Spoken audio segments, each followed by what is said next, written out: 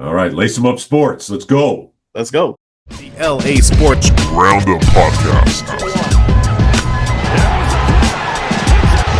Was there any doubt? Shohei Ohtani arrives in October with a 3-run home run. To beat the champ, you gotta knock him out. The Dodgers stand tall and win back-to-back titles. Pulls back, three-pointer, bang! Luka Doncic nails the three. Timeout Rockets. Luka Magic is alive. Is he in? Yes! Touchdown, Puka Nacua! Touchdown, LA! Final seconds, Reeves. It'll count if it goes. Oh, he puts it in! From half court at the buzzer! Under pressure, Donald got there, in the air, intercepted by the Rams, and they may ride to the Super Bowl on that. You see a guy with a Celtics jersey at Disneyland, I'm ready to kill him. Just because he's wearing a Garnett jersey, and I'm pissed.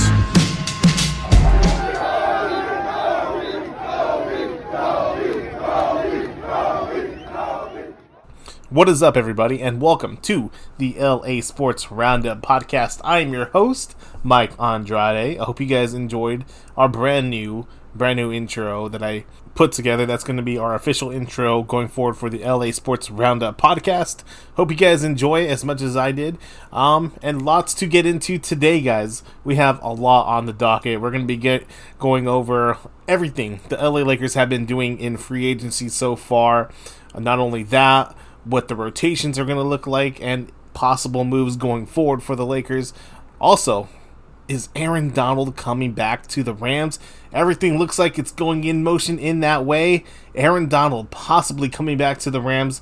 It certainly looks like it's going to happen. But then we're going to get into some Clipper news, and then we're also going to be talking a little bit of Dodgers. Last week, if you guys missed the episode, we recorded an episode with Sammy Baez of the Dodger Buzz. She hopped on here. We talked all things Dodgers. If you haven't heard last week's podcast, go ahead and check that out with Sammy Baez. It was a pretty good one. And yeah, guys, lots to get into today. Also, we're going to be getting into some Clipper news as well. Also, before we start today's podcast, I want to mention where you can find us on all of our social medias at Lace 'em Up Sports. You can find us on Instagram. You can find us on TikTok. You can find us on X. You can find us on YouTube.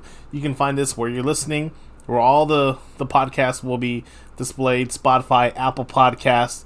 And again, guys, if you are a wrestling fan, if you are a WWE fan, make sure to catch our weekly Wrestling with Ryan and Mike podcast. I have my co-host Kike Hernandez, who does all things pro wrestling. We talk AEW, we talk WWE, we talk it all, guys. And so if you're a WWE fan, wrestling fan, this is the podcast for you. That is Wrestling with Ryan and Mike, and you can catch that on all of our social media platforms. Now, obviously, a couple of weeks ago, the big news was LeBron James informed the Lakers that he has decided to move on, and he was going to let the Lakers go on about their business without him because he has chosen to play his 24th, a record-setting 24th season in the NBA, not on the Lakers. He's going to play it on another team. That was a couple of weeks ago. He decided that, or at least he announced it, and we still don't know. As from the time I'm recording this right now, it's July 13th. It's a Monday evening. We don't know where he's going to be. Obviously, by the time you're listening to this, LeBron could have already made his decision, made it public. But as of right now, we still don't know where LeBron is going to go. But he made that decision a couple of weeks ago, and the Lakers did not waste any time whatsoever. Before that, they had agreed to terms with Austin Reeves, a 4-year contract, approximately $180 million. Not the max that quite possibly could have been at play if Austin Reeves really, really wanted to do that. I believe there was suitors for that. I think the Detroit Pistons were willing to give him close to a max contract, and Austin Reeves did get close to a max contract. He has settled for $180 million with the Lakers, but it's not a max contract, but it's still a very, very high number that the Lakers are going to be paying Austin Reeves going forward. But let's say it. This was priority number one for the Lakers right now, to lock down Austin Reeves with as close of a max contract as possible, with a 4 to 5 year contract. That was priority number one. And look, it wasn't giving LeBron James what he wanted. It wasn't giving in to any LeBron James's demands. It was locking in Austin Reeves to partner with Luka Doncic for the foreseeable future. And we have our backcourt. Austin is a guy that has proven himself every single year since we have gotten to know him, since he's been on the team. This is going to be, I believe, his 6th season with the Lakers now, so unbelievable to think about. But you know what? This is our backcourt of the future. And Austin is a guy that can handle the basketball. He scores, on all 3 levels, 3 points, in the perimeter, attacking the basket. And he plays on or off Luka Doncic. You don't really necessarily have to have them playing together at the same time. And you can trust Austin Reeves in clutch time moments. And that's really a huge thing in terms of that backcourt together, right? You don't have to necessarily play them together. You can start them, but it's going to be big in terms of clutch time moments, because teams are going to have to decide who they're really going to double team. Is it going to be Austin Reeves, or is it going to be Luka Doncic now? So that was priority number one for the Lakers, and the Lakers have their backcourt of the future now, and basically have their number 1 and number 2 guy locked up for the foreseeable future. And their number 3 guy, well, he's going to be locked up as well, because the Lakers wasted very little time getting this deal done to acquire the rights of Walker Kessler, the center of the Utah Jazz. We have traded for Walker Kessler, and we've given up a 2030 first round swap, a 2028 first round swap, 2033 unprotected first round pick, and a 2031 unprotected first round pick. And I know what you're saying. That's a lot of draft picks.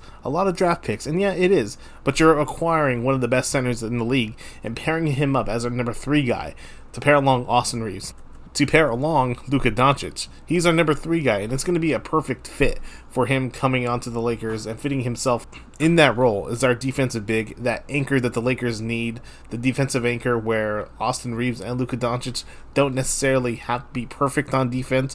Obviously, defense is something that they really, really need to work on if the Lakers are going to be successful going forward, because none of those guys, you wouldn't say that Luka Doncic or Austin Reeves are defensive minded guys. But it's going to help in the backcourt, because now we have an anchor in Walker Kessler, and he's going to really clean up a lot of those messes that the backcourt is going to leave at points.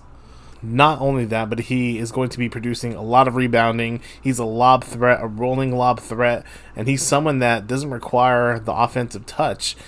He doesn't require the ball in his hands to necessarily get points. He's going to clean up on the defensive rebounds, and he's going to eat up any loose ends that Austin Reeves or Luka Doncic or anybody on this team is going to miss. And so it's going to be huge that Walker Kessler, we have our center of the future now, and it's something that Luka Doncic has asked for, playing with an elite center. And in this league, there's not a whole lot of elite centers in this league anymore, but you can consider Walker Kessler one of them.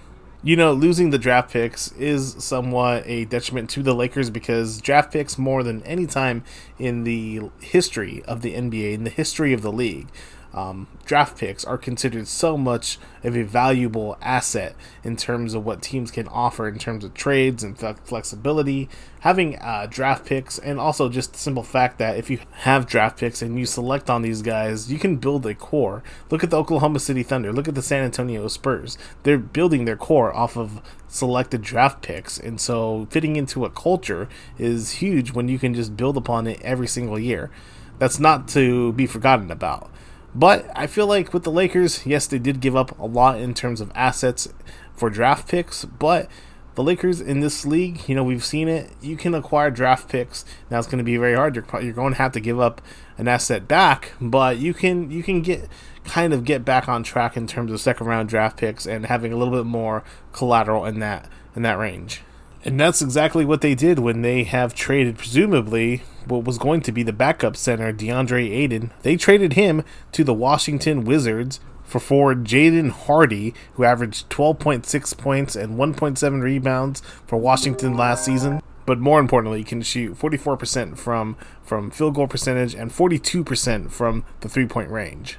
But alongside Hardy, the Lakers are also getting back some draft capital in terms of draft picks. We're getting the 2032 and 2031 second round picks from Washington. So that's going to make up in terms of what the Lakers have lost during this offseason. But the Lakers were far from done in terms of signing free agents, and it all happened so quickly.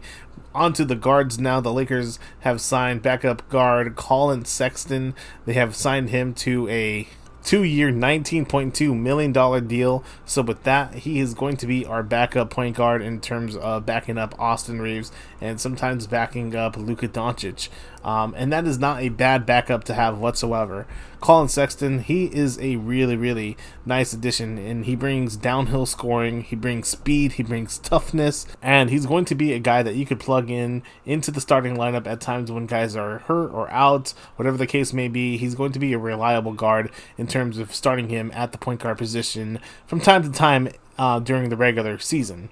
Then they signed 3-and-D guy Quentin Grimes. Grimes, last season for the Philadelphia 76ers, averaged 13.4 points per game. And also he hit 45% from field goal range, 33% from three-point range, hit 84% from his free throws, gathered 3.6 rebounds a game, 3.3 assists per game. So where his real value is going to be on the perimeter defense for the Lakers, trying to lock up as much as possible one of the team's best shooters, and that's going to be Quentin Grimes' real goal for this season. Let's say if he can try and lock up the team's best scorer, I think that's going to go well for the Lakers if he can do so. But catch and shoot spacing, it's going to be critical for him as well. Transition scoring, and his athleticism is going to carry the way for him making an impact on this team. And I think it's a really good signing. Now, he's not an all-star type player, but if he can really develop into one of the Lakers' best players in their core for right now, it's going to go a long way for this team and a long way in terms of the impact he's going to have over his career. And then you have a guy that is going to be replacing Rui Hachimura, who, man, Rui Hachimura signed with the LA Clippers, and I couldn't be any sadder about that. But a guy that's going to be replacing Rui Hachimura is going to be Sandro Mamukelashvili. If you just want to say Mamu, that's perfectly fine, and I feel like every Laker fan, everyone going forward for the most part, is going to say Mamu as well, just to shorten that last name. But he is a big wing. He can shoot. He can pass. He's a really versatile guy, so whether you want to start him at the 4 position or play him sometimes at the 5 when Kessler is out, it's going to be a really interesting dynamic in terms of his flexibility and his versatility on this team, and I think JJ Redick is really going to use him in a lot of different spots. But Sandro Mamu, he's going to be a very big difference maker on this team, and if he has a good season, it's going to go a long way for the Lakers this season. And then, just today, the Lakers have announced they have signed Zaire Williams on a 1-year, $3 million contract. He's a former number 10 overall pick, and the Lakers still think that he has some upside to him. He's still in his mid-20s. He's a 6'9 wing, athletic. He's always been a steady hand in terms of his three-point shooting. He's really always, in his 5-year NBA career so far, has for the most part, has shot in the early to mid 30s in terms of 3-point percentage, and so I'm not sure where exactly he's going to fit in the structure of the Lakers core and also the rotation.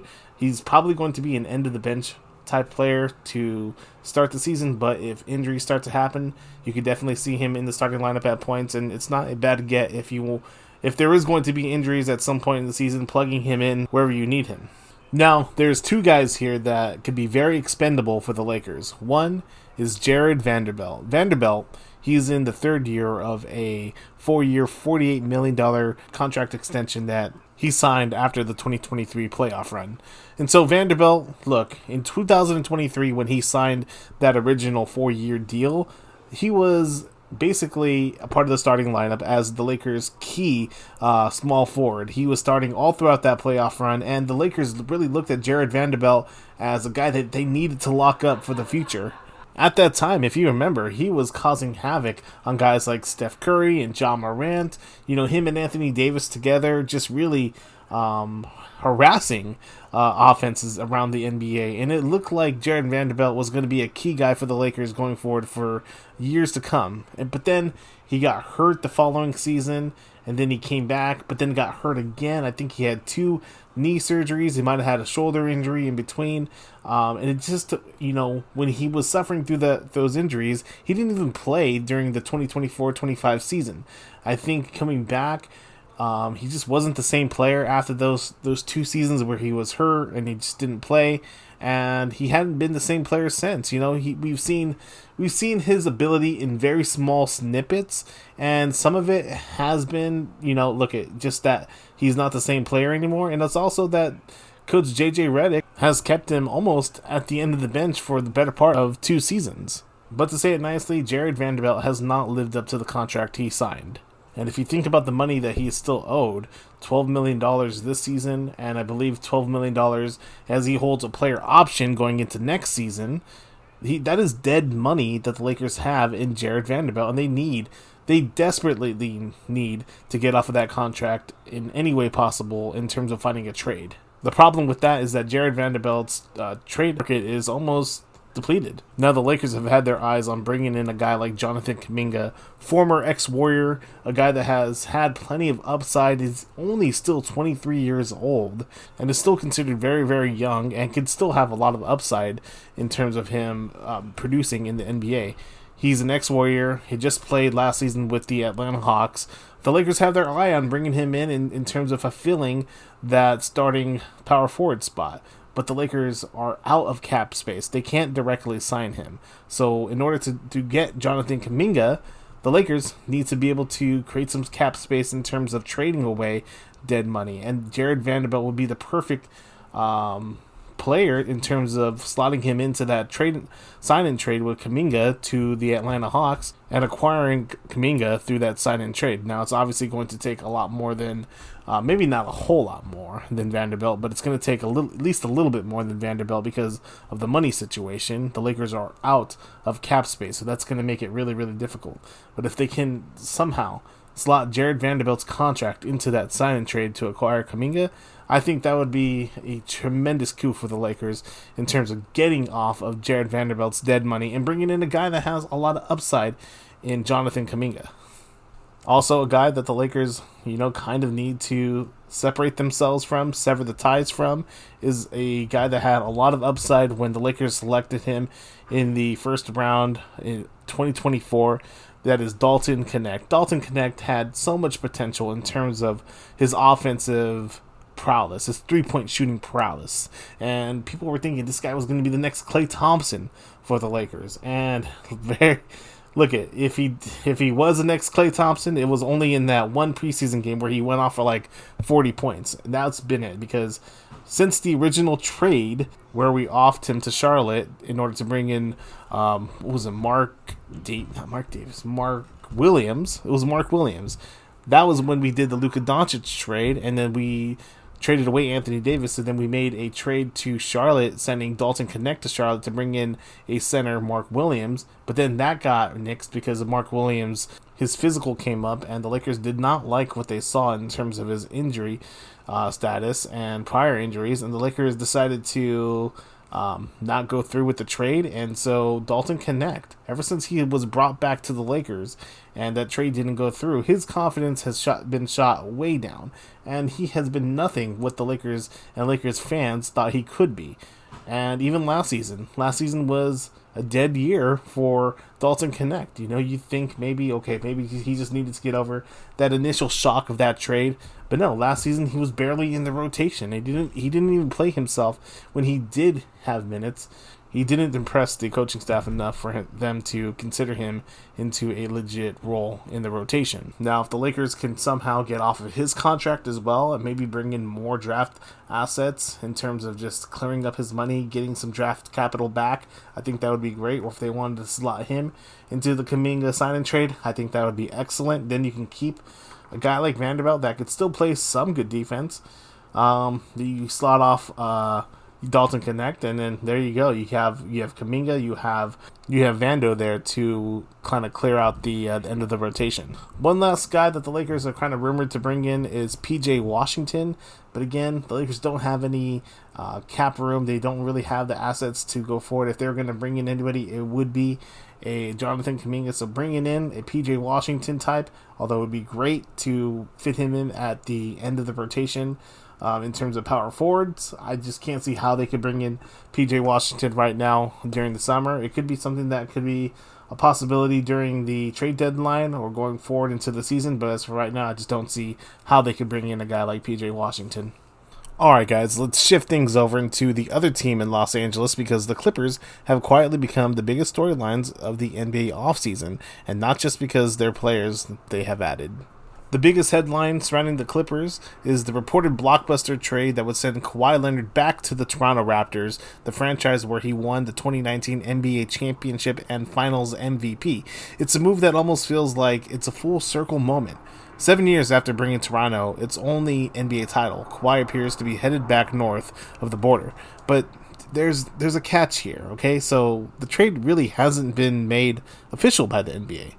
You know, usually trades will kind of be announced 2 or 3 days later after it was reported by reporters like ESPN's Shams Charania and others like that.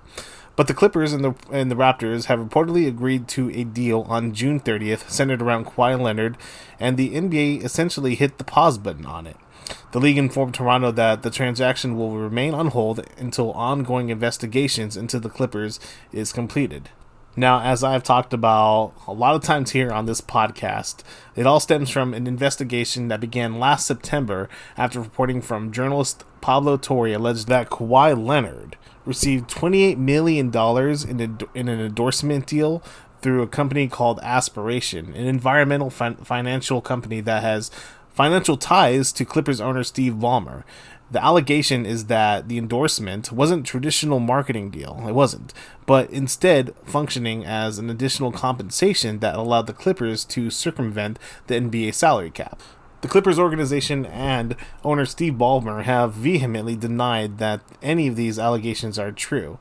And Steve Ballmer has publicly stated that the organization did nothing wrong, saying that they merely introduced Leonard to Aspiration after signing a sponsorship deal with the company and had no involvement in negotiating Kawhi's endorsement contract. The franchise has fully cooperated with NBA's investigation and continues to maintain that no league rules were violated. Still, though, the league isn't taking any chances here, and according to reports, the Toronto Raptors were informed that if they finalized the trade before the investigation concludes, that they could potentially inherit some of the uncertainty or consequences depending on the NBA's findings. Because of that, Toronto has chosen to wait until NBA Commissioner Adam Silver and the league have finished their review before making the deal official. So, in essence, Kawhi Leonard has been traded back to the Toronto Raptors, but not quite officially yet. So also in this supposed trade, the Clippers would be getting back former All-Star Brandon Ingram. They'd be getting guard Grady Dick, multiple first-round picks, a future pick swap, and a second-rounder in a future draft. Well, look it. I'm sure the Clippers are used to getting dicked around, and they're certainly getting dicked around right now, and they're going to be getting dick at some point. It just hasn't been official yet that the Clippers are getting Grady Dick and Brandon Ingram and all those picks as well. But in all intents and purposes, the Kawhi Leonard era for the Clippers is officially done. If you think about it, Kawhi Leonard joined the Clippers back in 2019, and that was pretty much their answer for the Lakers getting LeBron James and Anthony Davis. And the Clippers got Kawhi Leonard. They had traded a mortgage and then some. Their kidneys, their arms, their legs, and their future baby grandchildren for Paul George to the Oklahoma City Thunder. And it never worked out. It never worked out for the Clippers, In 2020, they went to the bubble. They fell apart. 2021, Kawhi got hurt. They went to the Western Conference Finals in 2021. But, just it didn't really pan out for them. All those years forward, they got Westbrook. They got James Harden. they could never really get past the first round, I believe. And so, look at the Clipper Curse. I had made a documentary on that. If you guys want to watch the Clipper Curse documentary, it's all in our archives on YouTube and Spotify. You can learn all about the Clippers Curse. And that Clipper Curse has followed them for years and years and years. And, they moved into the Intuit Dome. They said goodbye to Crypto.com Arena, Staples Center. And it still really hasn't changed their luck. And, Clipper fans, look at they're not necessarily tanking. They're not they are rebuilding, but they're not tanking. And so look at they still have a pretty good young core here. They got Brandon Ingram, they got Darius Garland, they have Benedict Mathurin, they have Rui Hachimura from the Lakers now, Kobe Saunders, and so they have a lot of guys on this team that are young and athletic. And look at if they want to be able to make some noise, maybe going into a play-in run, play-in tournament run, that's what the words I'm looking for, they could possibly do so. Grady Dick is a nice addition, and so the Clippers don't have a bum squad. They just, need to develop these guys, and maybe they can make the playoffs this year. But as far as the investigation is going to proceed, we don't know when it's going to finalize, and it should be soon, though. Adam Silver has said that they are wrapping things up in that regard, and we'll find out soon what kind of, sanctions will be had against Kawhi Leonard and the Clippers, if any. All right, switching gears to the NFL and switching gears to the Rams. Aaron Donald, the future Hall of Famer, or one of the greatest defensive linemen in NFL history, has been rumored to make a comeback to the Los Angeles Rams. Now, nothing is official here, but Aaron Donald was spotted at the Rams training facility the other day in terms of just him getting a private one-to-one workout where he felt like if it felt like everything was pretty much on par with the way he wanted it to go, then things would be looking just so much more in the right direction for him to coming back to playing football for the Rams. And that's exactly what Aaron Donald told the Rams. He wanted to have a private workout and just see how he felt, just putting on the pads. And I feel like, look, they've already gotten to the point where he's already not just thinking about it, but he's already putting the wheels in motion in terms of him working out. It's just a matter of time now. Look, I know it's just one workout, but he's already doing this part.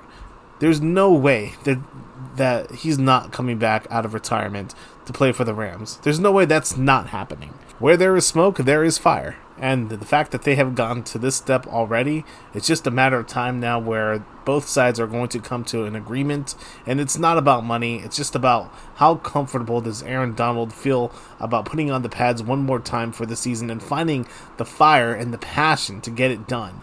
The Super Bowl is in LA this year. The last time the Super Bowl was in LA, the Rams won the Super Bowl at SoFi Stadium. There is not going to be another better opportunity for Aaron Donald to do this. If he does not do this right now, he is never going to come out of retirement. Plain and simple. If Aaron Donald does not choose to play football this season, it is never going to happen. Again, the Rams are not going to have a better depth of defensive players than they do right now. You're talking about the best defensive player in the game currently, Myles Garrett. We had just traded for him. He's on the roster. Okay, you have the reigning defending defensive player of the year, Myles Garrett, on that defensive line. Okay? Then you have Trent McDuffie. You have Jalen Watson on the secondary. Then you have guys like Byron Young and Kobe Turner, Braden Fisk, Poona Ford, Nate Landman, the Landman, Omar Spates as linebackers. What more can you ask for? These guys are going to protect Aaron Donald in terms of Aaron Donald doesn't need to be the superstar of yesterday, okay?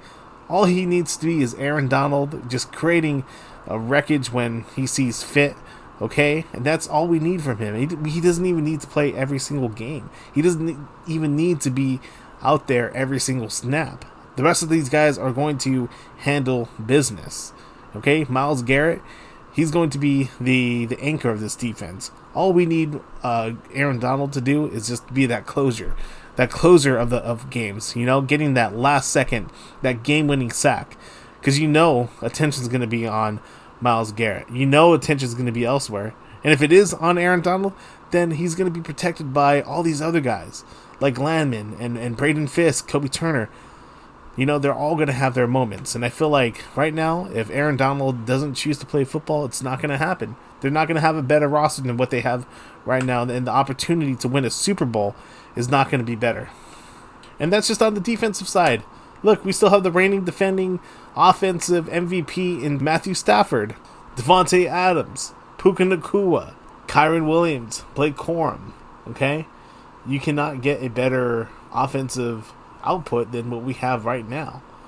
All right? Jordan Whittington also.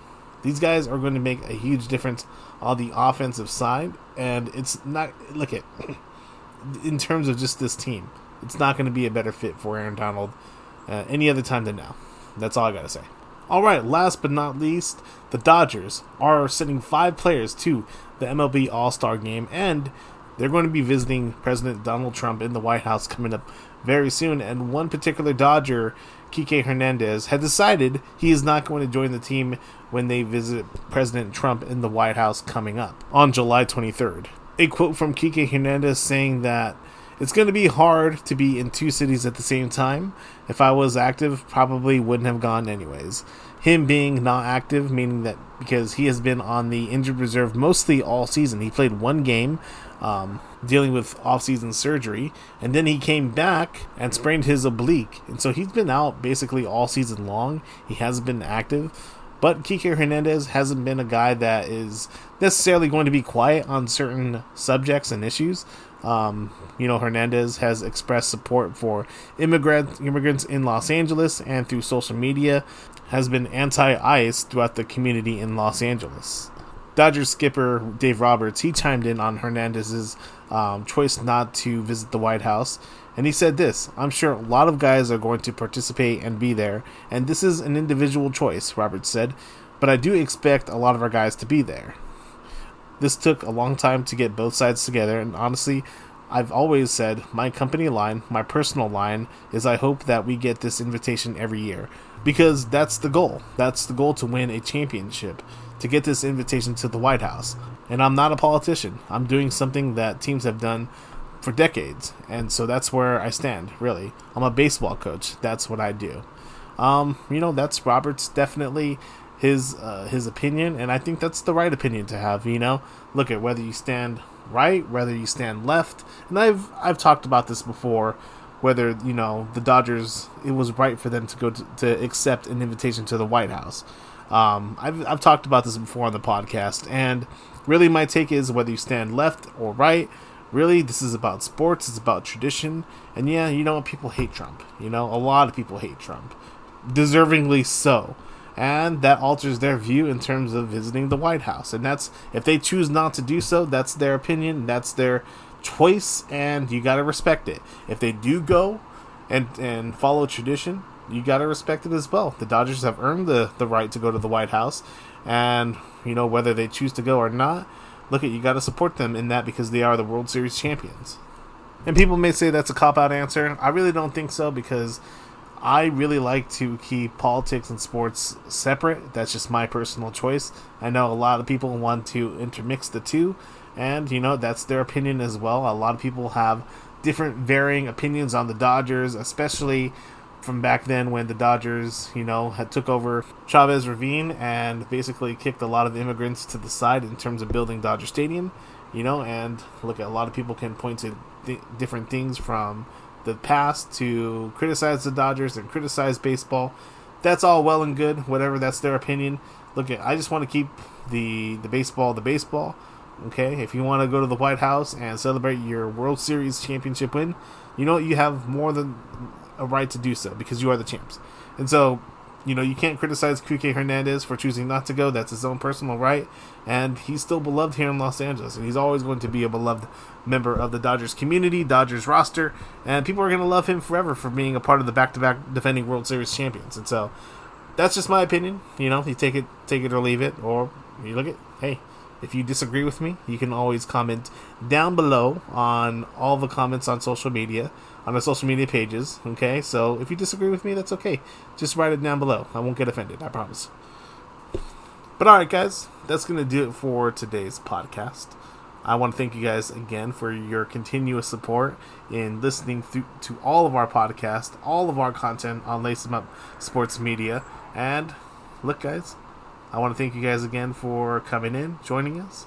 All right, if you have any questions, you can write us at laceemuptakes@gmail.com. You can find us on all of our social medias, on YouTube, on Instagram, on TikTok. You can find us on all of it, okay? So make sure to up our numbers on there, like, subscribe, do whatever it takes to follow us, and don't miss anything that we have coming up, because you're definitely going to want to keep in touch with what we have going on. And you know what? I thank you from the bottom of my heart. And so until next time, guys, I'll see you. Have a good one.